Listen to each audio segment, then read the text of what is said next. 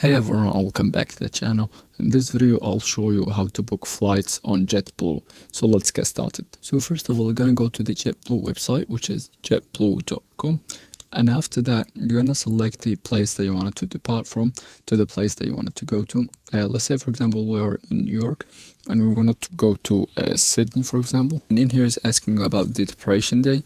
Let's say we wanted to go on the 13th of November. In this option, the return date, if you don't want to make a return date, you can just go to here and press on one way, or if you wanted to have a round trip, you can just keep it like that, but we're just gonna stick with one way for now. And after that, you press on search flight, and after that it's gonna load this page right here, and it's also showing you the other dates up there.